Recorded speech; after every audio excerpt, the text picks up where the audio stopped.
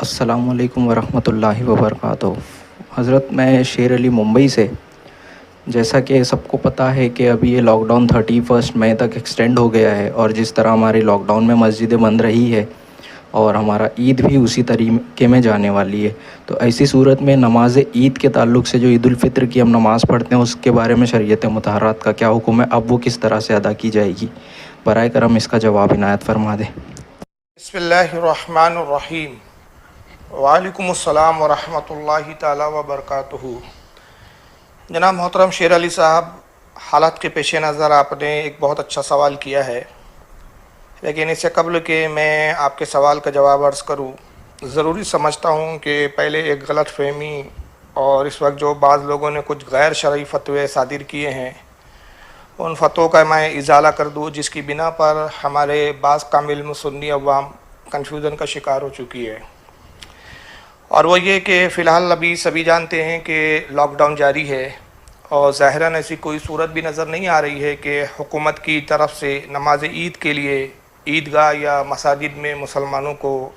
اجتماعی طور پر نماز پڑھنے کی اجازت مل پائے۔ ان حالات کے پیش نظر بعض احکام شرع سے ناواقف فرقہ غیر مقلدین نام نہاد اہل حدیث کے ابن الوقت مولوی صاحبان نے اپنی عوام کو یہ فتویٰ دیا ہے کہ وہ لاک ڈاؤن میں نماز عید الفطر اپنے گھروں میں باجماعت ادا کرے۔ کتنے تعجب کی بات ہے کہ دن رات جن کی زبانیں یہ کہتے ہوئے نہیں تھکتی کہ ہم کسی امام کو نہیں مانتے، ہم کسی امام کی تقلید نہیں کرتے، ہم کسی امام کے قیاس کو تسلیم نہیں کرتے، ہم صرف قرآن و حدیث کو مانتے ہیں، لیکن ایسے موقع پر عوام کی خوشنودی کے لیے خلاف حدیث و خلاف سنت اپنی ناقص عقل سے ناقص قیاس کر کے ایک ناقص حکم ایجاد کرتے ہیں، اور پھر اسے شریعت کا حکم بتا کر اپنے جولا کو اپنے اس قیاس فاسد پر عمل کی دعوت دیتے ہیں۔ لا حول ولا قوت الا باللہ العلی العظیم۔ جبکہ ان کاذبین مدعیان اہل حدیث کو معلوم ہونا چاہیے کہ نبی کریم صلی اللہ تعالیٰ علیہ وسلم نے اپنی تمام عمر ظاہری میں کبھی بھی نماز عید اپنے گھر پر ادا نہیں کی، اور نہ ہی کبھی کسی صحابی کو آپ نے یہ حکم دیا کہ وہ نماز عید عیدگاہ آ کر بجماعت ادا کرنے کی بجائے اپنے گھر پر ہی ادا کر لے۔ اگر کسی نام نہاد اہل حدیث میں صلاحیت ہو تو وہ کوئی ایک ایسی صریح صحیح غیر متعارض مرفوع حدیث پیش کر دیں کہ کب نبی کریم صلی اللہ تعالی وسلم نے عید کی نماز اپنے گھر میں ادا کی یا ادا کرنے کا حکم دیا، یا کسی صحابی کو کہا کہ تم عید کی نماز اپنے ہی گھر میں پڑھ لو۔ اور یقیناً جب ایسا ثابت نہیں تو یہ نام نہاد اہل حدیث مولوی صاحبان قیاس کر کے اور اپنے قیاس پر عوام کو عمل کرنے کی ترغیب دلا کر ابلیس لعین ہوئے یا نہیں ہوئے؟ اور بقول خود ان کے کہ سب سے پہلا قیاس کرنے والا ابلیس لعین مردود ہے، تو یہ خود کیا ہوئے آپ سمجھ سکتے ہیں۔ یاد رکھیے، نماز عید و نماز جمعہ کا ایک سب سے اہم جو مقصد ہے وہ ہے عبادت الہی کے ساتھ ساتھ مسلمانوں کی اجتماعیت کو ظاہر کرنا، اور ظاہر ہے کہ گھر میں نماز پڑھنے سے ہرگز حاصل نہیں ہو سکتا۔ دوسرا یہ کہ عید الفطر کی نماز ہو یا عید الاضحیٰ کی نماز ہو، نماز عید کی شرائط بھی وہی ہے جو جمعے کے لیے شرائط ہے، لیکن 4 چیزوں میں فرق ہے۔ جمعہ اور عیدین کی نماز میں 4 چیزوں میں فرق ہے۔ پہلا فرق تو یہ ہے کہ جمعے کی نماز فرض ہے اور عید کی نماز جو ہے وہ واجب ہے، اور دوسرا یہ ہے کہ جمعے میں خطبہ پہلے ہوتا ہے اور نماز بعد میں ادا کی جاتی ہے، جبکہ نماز عید میں نماز پہلے پڑھی جاتی ہے اور خطبہ بعد میں ہوتا ہے، اور نبی کریم صلی اللہ تعالیٰ علیہ وسلم سے بھی اسی طرح ثابت ہے۔ تیسرا یہ کہ جمعے کا خطبہ جمعے کی شرط ہے، اگر جمعے میں خطبہ نہ پڑھا گیا تو جمعہ ہی نہیں ہوگا، اور عیدین میں خطبہ دینا جو ہے وہ سنت ہے، اگر خدا نخواستہ عیدین میں خطبہ نہ پڑھا تو نماز تو ہو جائیں گی مگر برا کیا اور خلاف سنت ہے۔ چوتھا فرق یہ ہے کہ جمعے کے لیے اذان اور اقامت ہے، لیکن عید کی نماز کے لیے نہ اذان ہے اور نہ ہی اقامت، صرف 2 مرتبہ اتنا کہنے کی اجازت ہے، الصلاۃ جامعہ۔ تو یہ وہ 4 فرق ہے جو نماز جمعہ اور عیدین کی نماز میں ہیں، اور اس کے علاوہ جیسا کہ میں نے عرض کیا کہ جمعہ اور عیدین کی نماز کی جو شرائط ہے وہ ایک ہی طرح کی ہے۔ تو پہلے یہ سمجھے کہ جمعے کے لیے کیا شرطیں ہیں، تو وہ 6 شرائط ہے جمعے کے لیے، اور وہی شرائط جو ہے وہ نماز عید پڑھنے کے لیے بھی لازم ہے۔ اگر ان میں سے کوئی ایک بھی شرط مفقود ہو تو جمعہ نہیں ہوگا، اور وہی شرط جو عیدین میں آتی ہے اگر وہاں مفقود ہو جائے تو عید کی نماز نہیں ہوگی۔ وہ 6 شرائط یہ ہیں۔ پہلی شرط یہ ہے کہ مصر یا فنائے مصر، یعنی مصر اس جگہ کو کہتے ہیں کہ جس میں متعدد کوچے اور بازار ہوں، اور کوئی وہاں ایسا حاکم ہو کہ جو اپنے دبدبے، اختیار اور قوت سے مظلوم کا انصاف ظالم سے لے سکے، یعنی انصاف قائم کرنے پر اس کو قدرت ہو۔ اور فنائے مصر اسے کہا جاتا ہے کہ جیسے قبرستان ہے، گھوڑا دوڑ کا میدان ہے، فوج کے رہنے کی جگہ ہے، کچہریاں ہیں، اسٹیشن ہے وغیرہ وغیرہ، یعنی جو شہر سے ملحق چیزیں ہوتی ہے، شہر سے لگی ہوتی ہے، یعنی وہ جگہیں جو شہر سے باہر ہوتی ہیں لیکن ایک طرح سے شہر سے جڑی بھی ہوتی ہے۔ تو جمعے کے لیے یا عید کے لیے پہلی شرط تو یہ ہے کہ جو جگہ جہاں جمعہ یا عیدین کی نماز پڑھی جائے وہ مصر ہو یا فنائے مصر ہو۔ اور دوسری شرط یہ ہے کہ سلطان اسلام یا حاکم اسلام یا اس کا کوئی نائب ہو وہ جمعہ قائم کرنے کی اجازت دے، اور جہاں کوئی سلطنت اسلامیہ نہ ہو تو شہر کا جو سب سے بڑا عالم و مفتی ہے، سلطان اسلام یا حاکم اسلام کے قائم مقام ہے، تو اس کی اجازت سے جمعہ قائم کیا جا سکتا ہے، اور اسی کی اجازت سے عیدین کی نماز جو ہے وہ پڑھائی جائیں گی۔ تیسری شرط یہ ہے کہ وقت کا ہونا۔ جمعے کے لیے وقت ظہر کا ہونا ضروری ہے، یعنی ظہر کا وقت ہوگا تو ہی جمعہ ہوگا۔ اور عید کی نماز کے لیے عید کے دن کا ہونا، ایسا نہیں ہے کہ عید کی نماز آپ کبھی بھی پڑھ لیں، عید کا پایا جانا مطلب چاند دکھ جائے اور پھر عید واقع ہو تو پھر جو ہے وہ اس اعتبار سے عید کی نماز پڑھی جائیں گی۔ اور نماز عید کا جو وقت ہے، جیسے میں نے عرض کیا کہ جمعے کا وقت وہی ہے جو ظہر کا ہوتا ہے عام دنوں میں، اور نماز عید کا جو وقت ہے وہ فقہاء کرام کہتے ہیں کہ ایک نیزہ آفتاب بلند ہونے سے لے کر جب سورج نصف النہار پر آ جائے، نصف النہار شرعی جس کو کہا جاتا ہے، یعنی بیچ میں بالکل بھری دوپہر تک سورج آ جائے، اس سے قبل تک جو ہے آپ عیدین کی نماز پڑھ سکتے ہیں۔ اور چوتھی جو ہے شرط یہ ہے کہ خطبہ کا ہونا اور وقت میں ہونا، یعنی خطبہ بھی دیا جائے اور خطبے کے علاوہ وقت میں دیا جائے، ایسا نہیں کہ وقت کے بعد دے یا وقت سے پہلے دے دیں۔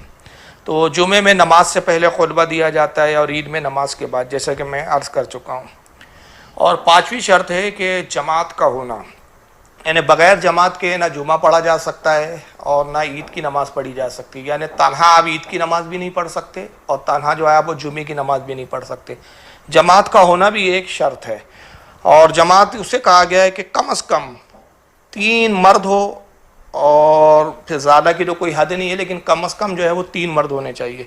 اگر صرف عورتیں ہیں یا بچے ہیں تو جمعہ نہیں ہوگا، اور اسی طرح نماز عید بھی نہیں پڑھی جا سکتی، اس کا بھی وہی مسئلہ ہے۔ اور چھٹی شرط یہ ہے کہ اذن عام کا ہونا، یعنی مسجد یا عیدگاہ کا دروازہ سب کے لیے کھول دیا جائے کہ جس صحیح العقیدہ مسلمان کا جی چاہے وہ بغیر کسی روک ٹوک کے نماز پڑھنے آ سکے۔ اگر دروازہ بند کر کے آپ نے نماز پڑھی، چاہے وہ جمعے کی ہو یا نماز عید ہو، تو پھر نہ جمعہ ہوگا نہ عید ہوں گی۔ تو یہ وہ 6 اہم شرائط ہے جو میں نے آپ کے سامنے پیش کی ہے، جو جمعہ اور عیدین کے لیے لازمی ہے۔ اور ظاہر ہے کہ اگر گھر میں نماز عید ادا کی جائیں گی تو بہت سی شرطیں اس میں نہیں پائی جائیں گی، مثلاً حاکم اسلام یا شہر کا بڑا مفتی اب پورے شہر کے ایک شخص کو تو فرداً نماز عید کی جماعت اپنے گھر میں قائم کرنے کی اجازت نہیں دے سکتا۔ پھر یہ کہ اب ہر شخص اپنے گھر میں نماز عید با جماعت ادا کرنے کی اجازت شہر کے بڑے مفتی سے جا کر حاصل کرنے سے تو رہا، اور اگر اس طرح ہو بھی جائے تو وہ جو میں نے عرض کیا کہ جمعہ اور عید کا جو خاص ایک مقصد ہوتا ہے کہ اجتماعیت کو مسلمانوں کی ظاہر کرنا، تو وہ مفقود پائی جا رہی ہے۔ پھر دوسرا یہ کہ اگر بالفرض ہم یہ مان بھی لیں کہ کوئی اپنے شہر کے بڑے مفتی سے اجازت حاصل بھی کر لے تو کیا وہ اذن عام کی شرط کو پوری کر پائیں گا؟ یعنی یہ کہ اپنے گھر کے دروازے ہر خاص و عام مسلمان کے لیے کھلے رکھیں اور سب کو نماز پڑھنے کی اجازت دے، کیا ایسا ہو سکتا ہے؟ اور تیسرا یہ کہ اگر چلو یہ بھی ہم مان لیں کہ شہر مفتی سے بھی آپ کو اجازت مل گئی اور جو گھر کا مکین ہے اس نے اپنے گھر کے دروازے بھی سب کھول دیے اور ہر خاص و عام کو اس نے اذن عام بھی دے دیا کہ جس کا جی چاہے میرے گھر آ کر جماعت میں شامل ہو اور جماعت سے جو ہے وہ نماز عید پڑھ لے، تو پھر سوال یہ پیدا ہوتا ہے کہ گھر میں جو صاحب نماز میں لوگوں کی امامت فرمائیں گے کیا وہ امامت کرنے کے لائق ہے یا نہیں، یہ بھی تو دیکھا جائے گا۔ جیسا کہ یہ دیکھا جا رہا ہے کہ آج کل وہابیہ نے امامت جیسے مقدس منصب کو اور نماز جیسی عظیم الشان عبادت کو تماشا بنا کر رکھا ہوا ہے۔ امام صاحب کو قرآن یاد نہیں ہے، موبائل ہاتھ میں لے کر موبائل میں قرآن دیکھ کر تلاوت کر رہے ہیں، نماز کے مسائل سے ذرہ برابر بھی مس نہیں، نہ بیچارے اس ماڈرن امام کو یہ خبر کہ کن چیزوں سے نماز مکروہ تحریمی واجب الاعادہ ہوتی ہے، کن چیزوں سے نماز فاسد ہو جاتی ہے، مسائل کا عطا پتہ نہیں، اور نہ ڈھنگ کا لباس ہے، نہ مسائل سے واقفیت ہے، نہ قرآن کی آیتیں یاد ہیں، نہ صورتیں یاد ہے، موبائل ہاتھ میں لے کے صاحب پڑھا رہے ہیں. اور پھر ان سب پہ سونے پر سہاگا یہ ہے کہ امام صاحب کی داڑھی بھی ایسے غائب ہے جیسے گدھے کے سر سے سینگ. اگر داڑھی بھی ہے تو پھر وہ معاملہ ہے کہ آل سعود کے جو فساق و فجار حکمرانوں کی طرح خلاف سنت خشکشی داڑھی رکھے ہوئے ہیں. اب بتائیے آپ ایسی نماز کا کیا کہیں گے؟ آپ کیا کہیں اس ترقی یافتہ ماڈرن نماز کی؟ استغفر اللہ ربی من کل ذنب واتوب الیہ. چلیے بہرحال یہ تھوڑا سا میں نے ایک مختصر سی بات عرض کر دی کہ تاکہ وہ لوگ جو وہابیوں کے فتوے کے فریب میں آ گئے تو ان کے ذہن میں جو یہ شبہات پیدا ہو گئے اس کا ازالہ ہو جائے. اب آئیے اس مختصر سی گفتگو کے بعد آپ کے سوال کے جواب کی طرف میں آتا ہوں. جیسا کہ آپ نے پوچھا کہ ابھی لاک ڈاؤن جاری ہے اور یہ لاک ڈاؤن عید الفطر کے بعد تک بھی جاری رہنے والا ہے، تو ایسی صورت میں نماز عید کیسے ادا کی جائیں گی؟ تو جواباً عرض ہے کہ جبکہ حکومت کی طرف سے پابندی ہے کہ مسجد یا عیدگاہ میں کثیر تعداد میں لوگ نماز بجماعت ادا نہیں کر سکتے، تو یہ عذر جو ہے نا یہ عذر شرعی ہے. لہٰذا ایسی صورت میں حکم یہ ہوگا کہ چند اشخاص جو ہے مسجد میں باجماعت نماز عید ادا کر لے. جیسا کہ فی الوقت حکومت کی طرف سے 5-6 افراد کو مسجد میں نماز پڑھنے کی اجازت ملی ہوئی ہے، چنانچہ 5-6 یہ جو افراد ہیں مسجد میں یا عیدگاہ میں اسی طریقے سے نماز ادا کریں جیسے کہ لاک ڈاؤن سے پہلے اب تک ہر سال پرسکون حالت میں ہم نماز عید ادا کرتے آ رہے ہیں. اب رہا ان لوگوں کا معاملہ کہ جو حالات کے پیش نظر عیدگاہ یا مسجد میں نماز عید کی ادائیگی کے لیے نہیں جا سکے، تو ان پر عذر شرعی کی بنا پر اول تو نماز عید کی ادائیگی کا وجوب ہی باقی نہیں رہا، کیونکہ عذر شرعی پایا جا رہا ہے. تو عذر کی بنیاد پر جو نماز عید پڑھنا ان پہ واجب ہے تو اس کا وجوب ہی جو ہے ان سے مفقود ہو جاتا ہے. لہذا بقیہ وہ حضرات کہ جو مسجد یا عیدگاہ میں باجماعت نماز ادا کرنے سے قاصر رہے تو وہ لوگ اپنے گھروں میں نماز عید کی بجائے عید کی نماز نہیں پڑھنا ہے گھر میں، جیسا کہ وہابیہ کہہ رہے ہیں، اس لیے کہ عید کی نماز کے لیے شرط بھی جو ہے شرطیں میں نے بیان کی ہے کہ عید کی نماز کے لیے اذن عام کی بھی شرط چاہیے، اور پھر جماعت کے لیے جو ہے وہ بھی حکم بیان کر دیا کہ امام کیسا ہو. وہ ساری شرطیں جو ہے آپ سن چکے ہیں. بہرحال تو عید کی نماز نہیں پڑھنا ہے بلکہ عید کی نماز کی بجائے جو ہے وہ چاشت کی نماز ادا کریں.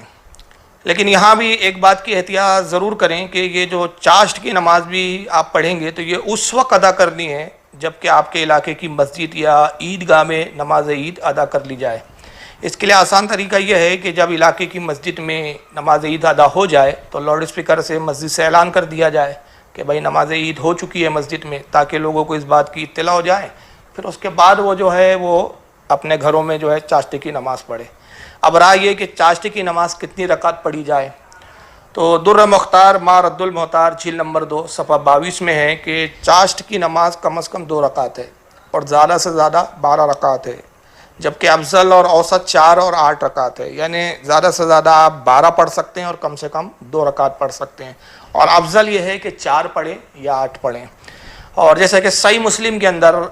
حدیث پاک ہے، صحیح مسلم ہے کتاب الصلاۃ المسافرین و قصرھا